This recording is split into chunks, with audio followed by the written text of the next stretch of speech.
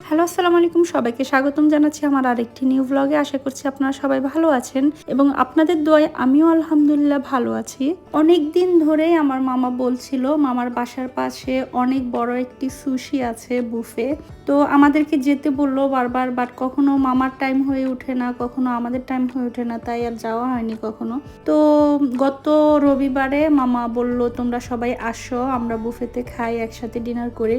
তো আমরাও ফ্রি ছিলাম, তাই ভাবলাম চলে যাই। অ্যান্ড এই বুফেতে যাওয়ার পরে পার্সোনালি ওদের লাইটিংগুলো আমার খুবই পছন্দ হয়েছিল।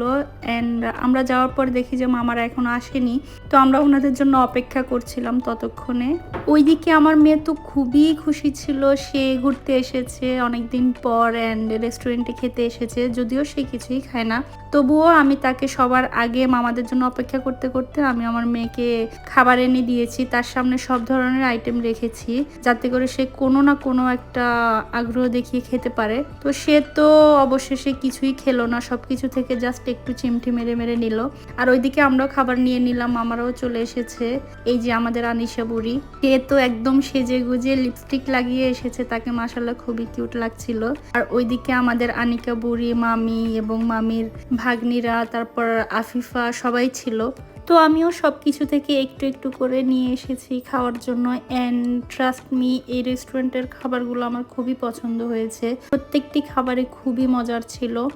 এই রেস্টুরেন্টটা হচ্ছে অ্যাকচুয়ালি একটি চেইন, ওদের অনেকগুলি শাখা আছে। অ্যান্ড একটি শাখা হচ্ছে আমাদের বাসা থেকে মাত্র 15 মিনিটের রাস্তা। কিন্তু অবাক করার বিষয় হলো আমরা আমাদের বাসার পাশেরটা রেখে এসে আমরা 40 মিনিটের রাস্তা পাড়ি দিয়ে খেতে এসেছি। যাই হোক, ফ্যামিলির সাথে একটু কোয়ালিটি টাইম স্পেন্ড হলো, এটাই হচ্ছে আনন্দের কথা। তো আমার কাছে তো খুবই ভালো লেগেছে। অ্যান্ড নেক্সট টাইম ইনশাল্লাহ আমি আমার বাসার পাশেরটাতেও যাবো, যদিও আমার কখনো যাওয়া হয়নি, পাশে ছিল তবুও। তো ওদের প্রত্যেকটা খাবার আমার খুবই পছন্দ হয়েছে। অ্যান্ড বিশেষ করে ওদের ডেজার্ট আইটেম আর সুশিগুলো খুবই মজা ছিল। তো এই কাউন্টারে সব কিছু ফ্রেশ এবং কাঁচা রাখা ছিল। এগুলা আমরা যখন অর্ডার করব ওদেরকে বলবো, ওরা আমাদেরকে গ্রিল করে দিবে। এই যে ফ্রেশ ফিশগুলো দেখে আমার একদম কক্সবাজারের কথা মনে পড়ে গেল। আমরা যখন সমুদ্র সৈকতে যাই তখন ওখানেও এমন তাজা তাজা মাছ এনে রাখতো, অ্যান্ড যে যেটা অর্ডার করতো সেটাকে ভেজে এনে দিত। তো আমার জিনিসটা খুবই ভালো লেগেছে, একদম ফ্রেশ ফিশ খাওয়া যাবে। অল ওভার ওদের সার্ভিস অ্যান্ড ওদের খাবারের কোয়ালিটি আমার কাছে খুবই ভালো লেগেছে। তো অনেক ভ্যারাইটিস ছিল, অনেক ধরনের খাবার ছিল। অ্যাকচুয়ালি এত খাবার তো খাওয়া পসিবল ছিল না, তবু প্রত্যেকটি খাবারই কিন্তু খুবই ডেলিশিয়াস ছিল, খুবই ভালো লেগেছে। অ্যান্ড অনেক আইটেম ছিল যার কারণে খুব ভালো লাগছিল। অ্যান্ড এখানে একটি আইসক্রিম কর্নারও ছিল, যার যেটা যেভাবে ইচ্ছে সে যতটুকু ইচ্ছে সে নিতে পারবে, যেহেতু এটা বুফে। তো নর্মালি আমি অন্যান্য বুফেতে দেখেছিলাম যে ডেজার্ট আইটেম, তারপর ড্রিঙ্কস অ্যান্ড আইসক্রিম এসব হচ্ছে এক্সট্রা পে করতে হয়, ওইগুলো কমপ্লিমেন্টারি না। তো এইখানে দেখলাম যে প্রত্যেকটা জিনিসই কিন্তু প্রাইসে ইনক্লুড করা ছিল। আপনার যত ইচ্ছে আপনি ডেজার্ট খেতে পারেন, ফ্রুটস খেতে পারেন, অনলি ড্রিঙ্কসটা এক্সট্রা পে করতে হয়। তো আমার জিনিসটা ভালো লেগেছে, তাই আমি দুইটা কেক খেয়ে নিয়েছি। তারপর অরেঞ্জ খেয়েছি, অরেঞ্জগুলো অনেক মজার ছিল। তো ওনাদের কেকগুলো খুবই মজার ছিল, আরও অনেক কিছুই ছিল, বাট যেহেতু পেট একদম ফুল ছিল তাই তেমন কিছু খাওয়া হয়নি। তো এখানে যেহেতু সামনে হ্যালোইন ছিল তাই তারা অনেক সুন্দর করে একদম ভুতুড়ে পরিবেশ করে রেখেছে, ওনারা ডেকোরেশন করেছে হ্যালোইনের জন্য। আর ওইদিকে সবার খাওয়া শেষ, এখন সবাই এমনভাবে রুমিং করছিল পুরা রেস্টুরেন্টে, যেহেতু রেস্টুরেন্ট ফাঁকা ছিল, আমরা সবাই লাস্টে ছিলাম। তো সবাই এমনভাবে করছে মনে হয় যেন তাদের নিজের বাসা কিংবা বাসার অলিগলি হবে। তো এখানে খুবই সুন্দর কিউট একটি কেক একটি পার্টি অর্ডার করেছিল, তাদের প্রাইভেট রুমে কিছু সেলিব্রেট হচ্ছিল।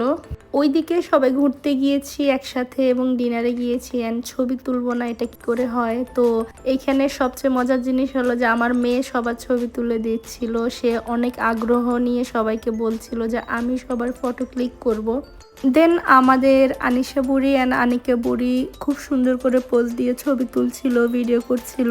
যে বলেছে যে এইগুলো ব্লগে যাবে তারা তো অনেক এক্সাইটেড ছিল, অনেক হ্যাপি। বারবার এসে এসে বলছিল যে আপনি আমাদের ছবি তুলো, ভিডিও করো।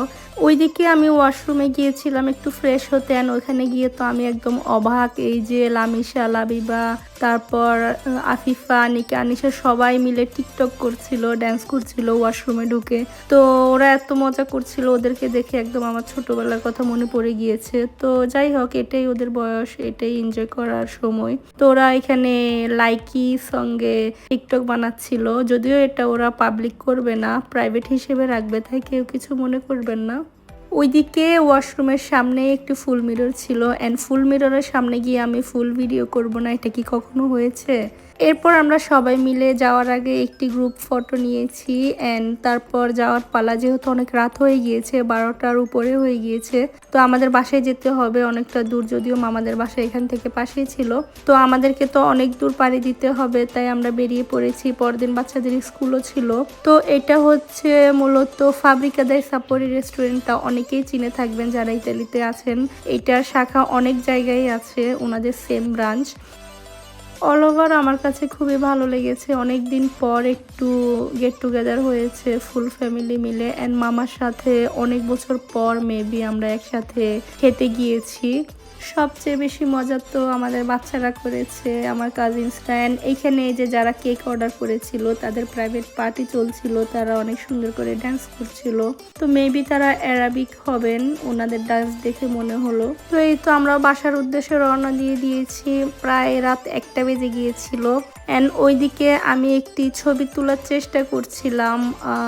রিসেন্টলি খুব ট্রেন্ড হচ্ছিল যে হাজব্যান্ডের হাতের উপর হাত রেখে ছবি তোলা, যদিও আমরা এত বেশি রোমান্টিক না, তবুও মানে জাস্ট একটা ছবি তোলার চেষ্টা করছিলাম। তো যেহেতু গাড়িতে অন্ধকার ছিল, তাই তেমন ক্লিয়ার কিছুই দেখা যাচ্ছিল না। তো পরবর্তীতে আমি একটু ভিডিও করে নিয়েছি, যাতে করে আমি স্ক্রিনশট নিয়ে নিতে পারি এই ভিডিও থেকে। তো কেউ কিছু মনে করবেন না, আবার ভাববেন না যে এটা অসভ্যতা। তো জাস্ট ফানের জন্যই নিয়েছি, আর কিছুই না। অ্যান্ড আমার একটি শর্ট ভিডিও লাগবে, তাই আমি ওই ভিডিওর জন্য নিয়েছি। অ্যান্ড পরবর্তীতে এই যে আমার মেয়েও বুঝে গিয়েছে আমরা কি করছিলাম। তো আমার মেয়েও হাত দিয়ে সে জয়েন হলো, অ্যান্ড খুবই কিউট লাগছিল। সবাই মাশাআল্লাহ বলতে ভুলবেন না। অ্যান্ড আমাদের জন্য অনেক বেশি করে দোয়া করবেন, আল্লাহ যেন আমাদেরকে ভালো রাখে, সুস্থ রাখে এবং সুখে রাখে। অ্যান্ড আমার ভীষণ পরিমাণে ঠান্ডা লেগেছে, তাই আমার ভয়েসটা একটু অন্যরকম মনে হচ্ছে, তাই কেউ কিছু মনে করবেন না। তো আজকে এই পর্যন্ত, আশা করছি আপনাদের ব্লগটা ভালো লেগেছে। ভালো লাগলে অবশ্যই আপনারা like, comment, share and subscribe করতে ভুলবেন না। টিল দেন সবাই ভালো থাকবেন, সুস্থ থাকবেন। আল্লাহ হাফেজ।